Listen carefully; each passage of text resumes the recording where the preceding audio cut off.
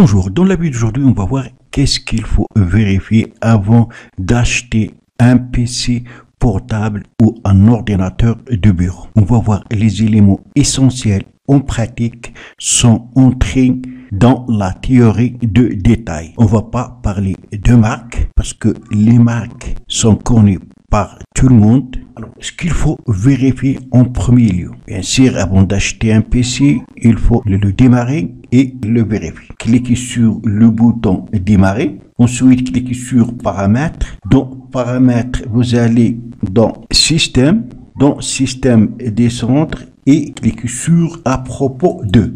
Dans cette page, on aura presque tous les éléments essentiels à vérifier. On commence par le processeur. C'est la composante la plus importante dans un PC et qui sont fabriqués par deux constructeurs, Intel et AMD. Pour ce cas, le fabricant c'est Intel, Core TMD, i7 5500U CPU. 5 ici indique la génération, donc ce PC est de 5e génération. Les trois chiffres ici indiquent le rang ou la position dans la gamme et le U indique, quand vous trouvez X, ça veut dire que le PC n'est pas conçu pour le montage ou pour les jeux. C'est vrai qu'il consomme moins d'énergie, mais il n'est pas performant pour ceux qui souhaitent faire les montages et les jeux. Pour les montages, il faut prendre les lettres F, H, colon. Pour les joueurs, il faut chercher la lettre K. Après, on a ici, pour ce cas, 2,40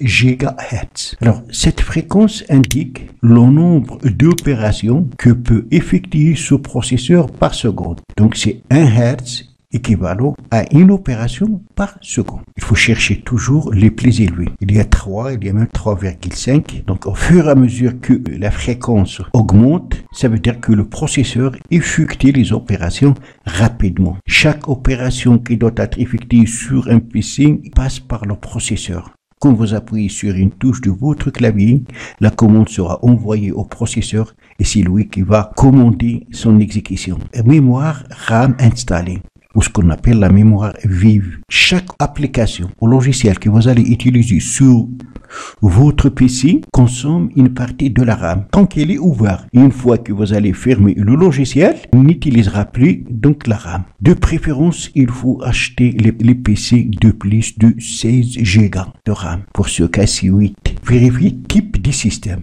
Système d'exploitation. Bien sûr qu'il faut chercher que le système d'exploitation est de 64 bits et non pas 32. Actuellement, le 32, ça ne marche pas et la majorité des logiciels de montage ne tournent pas dans les systèmes d'exploitation 32 bits. Après, il faut vérifier le stockage et le type de disque dur qui est important. Alors, pour vérifier le stockage, il y a plusieurs solutions. On a ici donc stockage. Là, il est indiqué le disque local C qui est de 293 Go. Pour afficher toutes les autres partitions de stockage, il faut cliquer ici sur afficher l'utilisation du stockage sur les autres lecteurs. Et j'ai ici deux lecteurs ou deux partitions. La première partition, le premier disque local, c'est 293 Go. 126 sont utilisés et 67 sont libres. Et un autre disque local D, la capacité est 172 Go, utilisé 11,8. Alors, pour trouver le stockage, la capacité de stockage de votre ordinateur, il faut faire la somme des deux partitions. S'il y a 3 partitions, il faut faire la somme de 3 partitions. Ou vous pouvez la trouver d'une autre manière. Vous allez maintenant, cette fois-ci, faire un clic droit sur le bouton démarrer. Et on a ici gestion des disques. Alors, dans gestion de disques, vous allez trouver ici toutes les partitions, le disque disponible sur votre appareil, mais vous allez tout simplement aller ici, disque 0 de base, 465,75 Go, c'est la capacité de stockage totale de cet ordinateur. Dans les disques durs, il y a deux types. Il y a le type HHD et le type SSD. HHD qui veut dire Hard Disk Drive. Le SSD, ça veut dire Solid State Drive. Alors, le HHD, c'est ancien. Le premier, il est apparu en 1956. Et à partir de 2010, le SSD est apparu et c'est le meilleur Tout simplement parce que sur un HHD, le HHD, il est constitué par des plateaux tournant sur un axe et plusieurs têtes de lecteurs. Par contre, un SSD, c'est un appareil qui fonctionne d'un mémoire flash, qui permet donc un gain de vitesse important. L'intérieur d'un SSD n'est fait que d'électronique, il ne dispose pas de mécanique.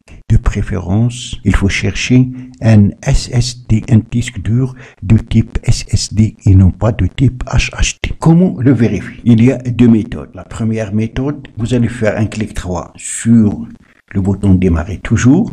Ensuite, cliquez sur Windows PowerShell Admin. Vous allez entrer ici la commande get traces physical égale disque. Entrée. Type de média HHD. Et même ici, vous allez trouver la capacité de stockage qu'on a vu 465,76 gigaoctets. Alors, vous pouvez utiliser une autre méthode. C'est ce qu'on appelle le défragmenteur de disque. Pour ce faire, vous allez cliquer sur le bouton Windows plus R sur votre clavier pour afficher exécuter. Ensuite, tapez dans la zone de recherche DFRGUI. Ensuite, entrée. Et voilà, dans type de média, dans ce cas, donc, disque dur, ça veut dire hard disk. S'il s'agit d'un SSD, vous allez trouver ici, donc, solid state drive. Et la dernière chose à vérifier, c'est le système d'exploitation utilisé. Il faut bien sûr acheter un PC où il y a Windows 10. Pour vérifier, vous allez taper ici, WinVer, dans la zone de recherche.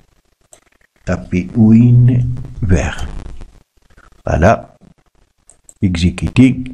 Voilà les informations. Donc, c'est Windows 10, la version 20H2. La version actuelle ou la mise à jour actuelle de Windows 10, c'est 21H1. Le 20 indique l'année. Le H1 ou le H2 indique le semestre. H1, c'est le premier semestre. H2, c'est le deuxième semestre. Essayez de garder toujours votre système d'exploitation à jour. Et vous avez ici donc système d'exploitation Windows 10 professionnel, etc.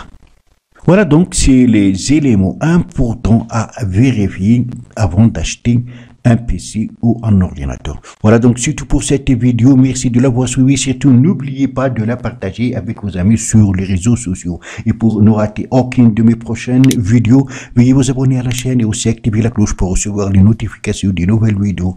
À la prochaine fois.